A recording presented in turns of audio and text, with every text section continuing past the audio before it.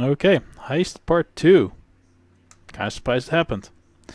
Um, this is the end of it. Level 68.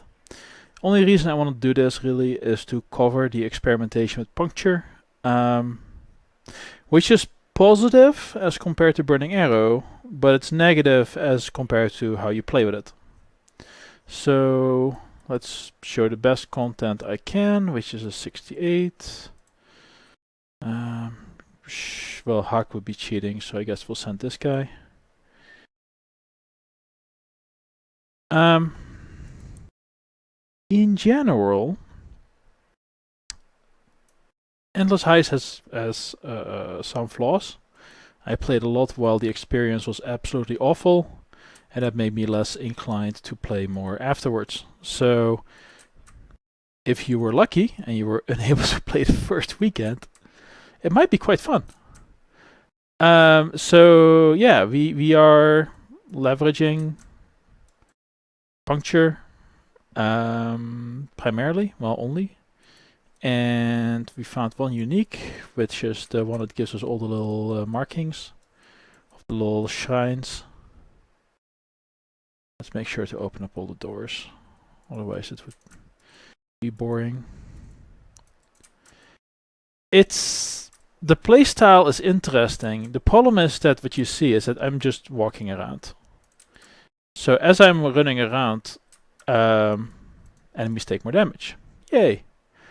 But as I'm running around, I don't get hit as often. So it just doesn't really work well with the flash conversion shenanigans I want to go into. Right now we have a defense of like 1500, 1600. It's fine. You know, it's not amazing. It's just the numbers are good, and that little shield icon I'm sure is helping out some as well. There's a couple of challenges with playing this kind of character, or the character I wanted to play in Endless Heist. Hey, double. The first one is very simple. I don't actually have a pretty good flash drop rate. If the flash drop rate is this bad, I mean, I don't want to farm level 80 flasks. It's getting any flasks has been such a nightmare that it's just frustrating, and I don't want to deal with it. We are going the crit route right now. So whenever we have like a crit bleed, it does a very large amount of damage. And when you don't have a crit bleed, it has a very mediocre amount of damage. It's fine. It works. Like there's no flaws really in the concept as much. Most of the flaws really come in. Let's make sure we open this door too, so everybody can get out. The flaws really come in with just the playstyle in general. I want things to keep moving. And if they don't naturally do something like this thing over here, where they ignore me, and I just need to get like a big bleed off on it and it should be fine, then standing still makes this hard, and it's just not really, it doesn't synergize. The bleeding aspect is nice, right? Being able to leverage bleeds instead of ignites, and the fact that you have way less investment to worry about, awesome. But the rest of it is pretty ass. It's really like, this is not the way to get the maximum advantage on flasks that trigger when you get hit, because you're not getting hit. If you're not getting hit, then what's the point? A bunch of these enemies just have naturally stand still, like the little turret guys. But a bunch of them just run around and run after you, in which case it's super convenient. You just hit them on occasion, and that's plenty to keep everything up. And yeah, you just farm experience. Yay. So, ooh, tickle. My resists aren't maxed. It's not really been necessary. It's just, I don't know. It's really weird. Like, I had this memory of Heist of it being super rippy, and now I'm like, oh, Heist is not. I died once. We'll check after I get out. Not arrogant enough to actually start checking my deaths right now. Not to mention that I'd probably be tempted to see if I can click menus to get there. Hey, a bunch of dudes. Awesome. The clear isn't amazing, but I mean, if it's not hurting you because you're just too fast and you just run around, it's fine. Yeah. So that is kind of the state of Endless Heist. Anyway, let's take a look at the gear. We have a bow. It's a nice bow. 75 to 300 physical DPS, 7.26 crit. We use Puncture. We use vicious projectiles, critical strike affliction, chance to bleed, and greater multiple projectiles. So greater multiple projectiles is just 4 more projectiles. We don't care about projectile damage. Chance to bleed, and maybe it's not the best support, but it fit in there, so it was fine. And critical strike affliction, so that we on occasion crit. Our crit rate is pretty abysmal.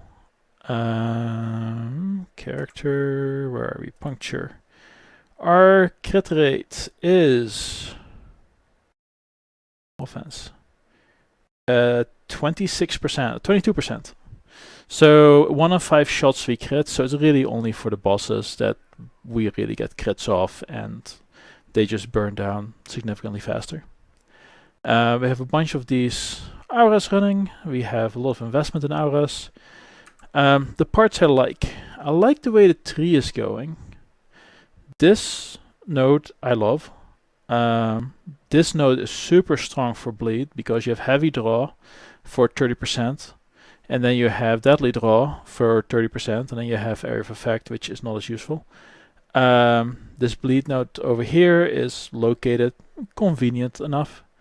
We have this node over here for all of our auras. We have some armor nodes, some life nodes. And then over here we have the crit nodes for the bow. We pick up Dire Torment with the additional critical damage over time. And yeah, all of it's smooth, it just doesn't fit together. Right? If I want to really go through the process, farm the flasks, get the good rolls on it, get it to the point where it triggers when I'm hit, then and then I route it all through iron reflexes.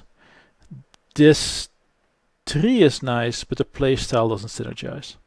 I would need a way to make things near me always count as moving, which doesn't work. So it definitely handles some of the problems that we had with Burning Arrow, right? Because we don't have to do nearly as much work to scale bleeds versus scaling ignites. We don't have to deal with chance to bleed. We don't have to deal with the resists. Like all of these things is way more convenient. But the playstyle doesn't line up with the defensive mechanic. So that's kind of where this character fell apart. Plus, you know,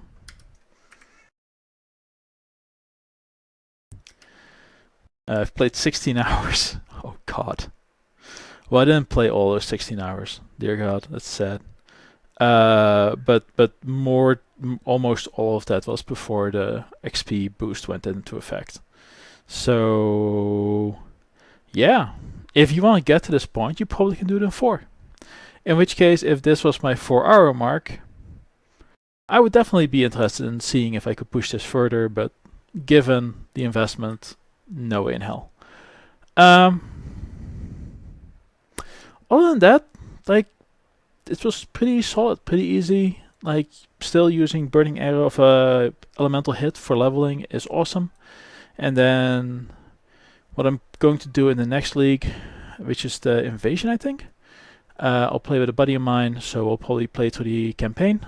I'll be using Elemental Hit, and I will kind of be using the same concept, because all of these concepts we've been talking about, right, are we use an ailment of which we can only apply 1, and then because there's an ailment we can only apply once, we can use crits that are infrequent to get more damage out of the ailment.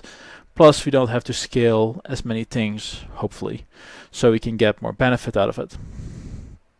Which is why, where are we? There we go, Elemental Hit. So with elemental hit is a little wonky once you get to like 5 links, because getting your 5th link and picking your 5th link for elemental hit is hard to get the right sockets on everything that you'd like it to be. 4 links, amazing. 5 links, 6 links, you want like, I don't know, Empower? So it's a little wonky to scale the sockets with elemental hit. And the other thing with elemental hit is that it really likes the levels. But if we go elemental hit ignite, without any combat focus, we have a 1 in 3 chance of being able to apply an ignite. That's pretty bad. But it's also kind of the same thing that we are doing right now, because right now what we're doing is we're saying like, hey, we're using crits, which have like a low crit chance, and we can apply really big ignites or really big bleeds. That was the idea before. So what happens if we treat this like the same low probability for a high damage, whatever? And what we could do is we can say like, well, if we don't prevent cold from being picked, and we use a pyre for 40% conversion, and we use a cold to fire for 50% conversion, we are now adding 90%. Actually, it's more than that. Like it's like 110 or so percent of our cold damage to our fire damage, which roughly doubles our damage. Right? It's a 1 ring and then 1 support gem, and we do double damage, which is kind of like a crit, except we crit now a third of the time, and it's super reliable. Well, that's interesting. I mean, if we use combat focus, then we reduce the impact of the cold damage. But if we don't use combat focus, theoretically what we could do is we can say like, well, let's just lean into it. You know, Call of the Brotherhood, Pyre, Avatar of Fire. 2/3 of our shots do 0 damage, like 0. And the last shot hits like a truck. Right? Because the last shot, we're looking at triple damage, if not more. Well, that's interesting. So that's what we're going to try in the next league. Is we're going to see if we can initially get our hands on a pyre. If we can get an easy combat focus that prevents lightning from being chosen, we'll combine those two. So we have effectively 50% of the time we do cold damage for, you know, up to 50 points or something awful like that. And then 50% of the time we do like thousands of lightning damage, of fire damage, which will ignite, and then we'll scale the ignite. We'll really just focus on that part. Okay, we could do that.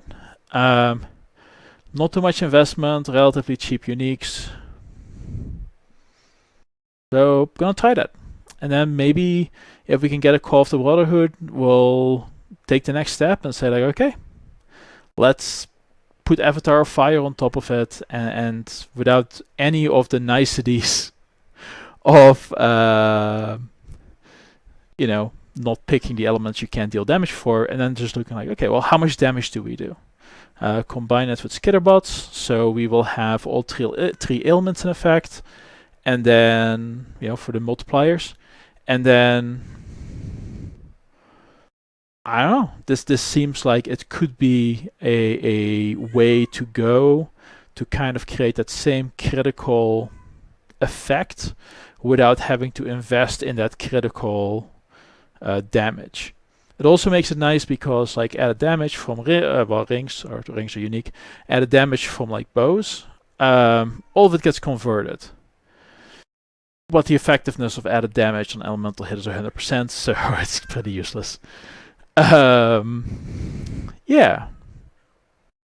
So that's the next experiment. You're trying to figure out how to, you know, one of the things I like these leagues for is to figure out like what is a league start that I enjoy playing, that allows me to pivot into something else later down the line without having to eat like 100 regrets, and allows me to experiment with, you know, creating something that gets me to yellow maps without much of an issue.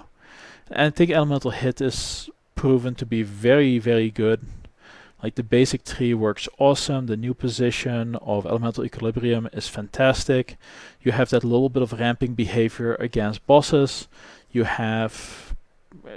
It's pretty awesome. And even like putting in a little bit of Ignite in a normal Elemental Hit build, I mean, it does a lot of damage. Lots of added damage against bosses. Especially when you have to move around a little bit. Like, getting an Ignite up is just a huge amount of damage. So yeah, gonna go down that path. So from a pathing perspective, still drop down here, pick up One with Nature, pick up Avatar of the Hunt, pick up Elemental Equilibrium, pick up Primeval Force, and after that, might pick up Burning Brutality right away. To start getting those ignites, especially because of how many bosses we'll be dealing with. And then we will be heading over towards Avatar Fire, which happens to be right next to Arsonist.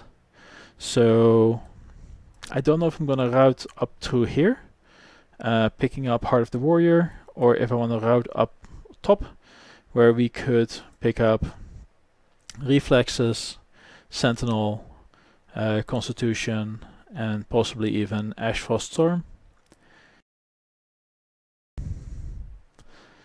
In reality, chances are we're just going to...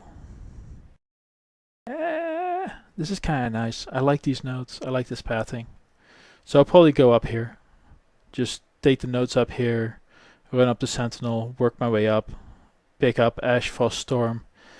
Maybe end up picking up Essence Extraction, because it's only 1, 2, 3, 4 to get into that section. I mean, 4 is still a lot, we'll see.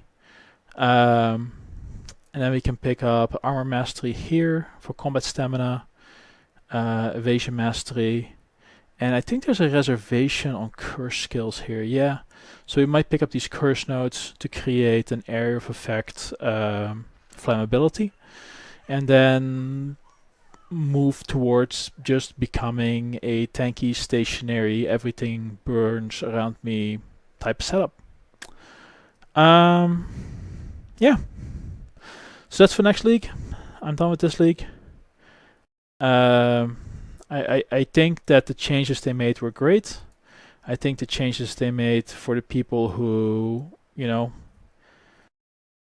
played a lot when it first came out might have been too little too late, but if they keep the same changes and they do it again next year, I'll definitely check it out. It could be a far more enjoyable experience than what it was this time around. So yeah, that's pretty much where we're gonna end it for this one, and then we'll be back with the next league, the next little mini league, and that will be trade, so I can make sure I can get the uniques. And I look forward to seeing how that interaction works, if it kind of feels the same as going the crit route, and possibly make life a little easier.